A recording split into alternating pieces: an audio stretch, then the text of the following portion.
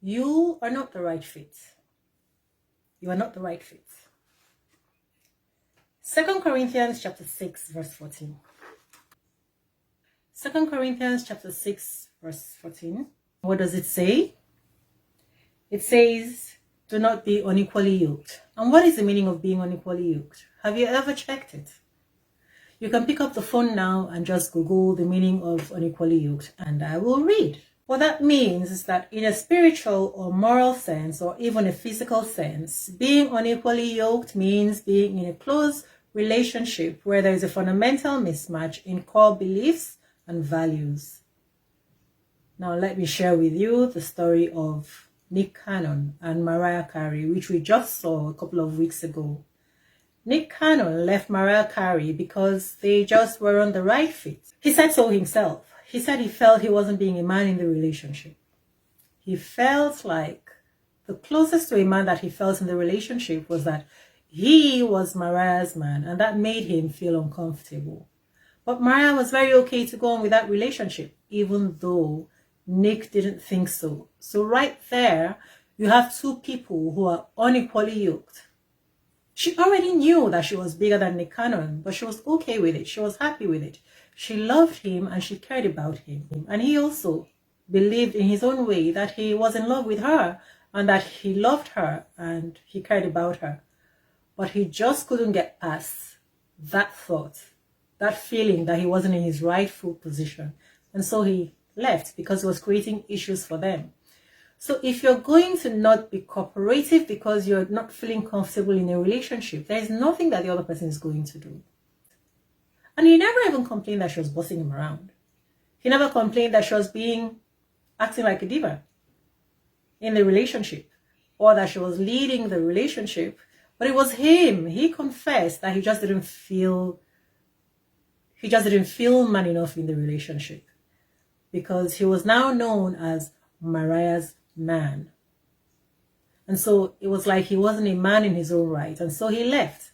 So you see, people walk into struggle love with eyes wide open. As I said in this video here, people should know what works for them even before the potential partner shows up.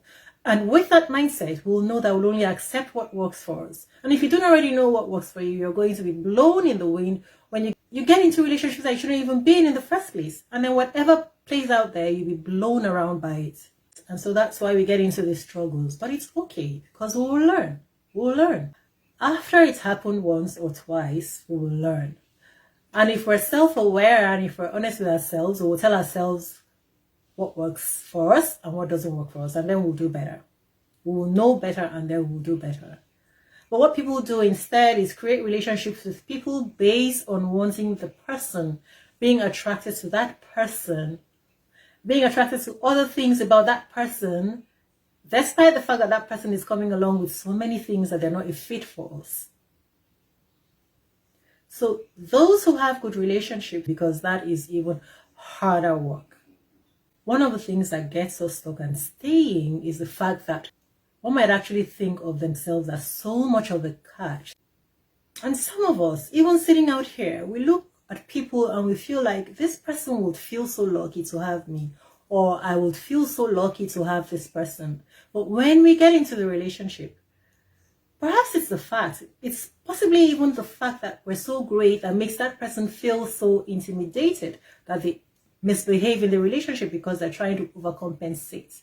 But it doesn't occur to us that we should leave this relationship because in our heads, we already know that to this person, we are most likely a big deal. And so we don't just realize quickly that we have to leave the relationship still, even if the person admires us so much, because the fact that they don't have what it takes to make the relationship work means that if we're not a fit, we're not a fit, and there's nothing you can do, no matter who the two people are involved. There are personalities that must be in place and working on the same frequency for people to work together. You know, it must be like pieces of a puzzle that fit well together, even if not 100% perfectly. But if you don't have that, then every other thing you're doing is going to be a struggle. And the other thing sometimes is one wants to stick it out sometimes because one just wants to make sure that they make it work. Because now we've already invested so much and we want a return on that investment. But relationships are like a business venture. It's like a product that you're creating, and it won't work just because you put parts together. Those parts that you put together must work well together for the product to be useful to the end consumer. So not all parts can fit. Look, compatibility is underestimated. There is nothing that you're going to be able to do with parts that don't work well together. So compatibility, when it's underestimated, then everything works to the detriment of those who force their way into relationships. For instance, when someone gets pregnant, people get pregnant and decide that they're going to get married. People impregnate people and decide that they're going to get married, as though it will automatically take away the incompatibilities. It won't. It won't take away the problems of incompatibility. So compatibility should feature very highly amongst the things that we're looking out for when we're creating relationships. In fact, I don't even need to say it. If we don't use compatibility as a measure for whether or not we should get into a relationship, then it's already ended. It's already failed before it even started. And if it doesn't end literally, then there are going to be two people staying in a relationship where both, or at least one, will be miserable. And that's it. So compatibility. We need to look beyond wanting that person.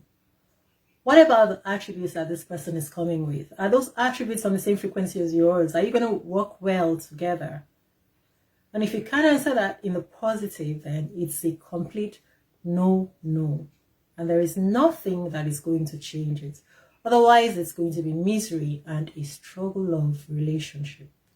Honestly, you know what, guys? The reason a lot of people struggle is that many people haven't actually told themselves clearly the idea of what life should be for them, right?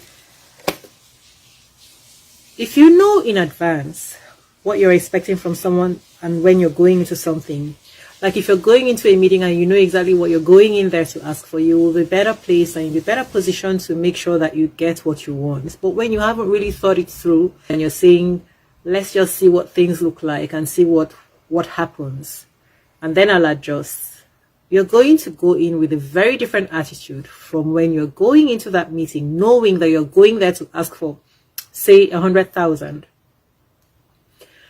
That's very different from someone who is going in and saying, let me just see how much they will present, and then I can decide what I'll say in response. Do you get it? So this is exactly what happens when we're getting into a relationship. A lot of us haven't realized that we can decide what our relationship is going to be. We can decide what our life is going to look like.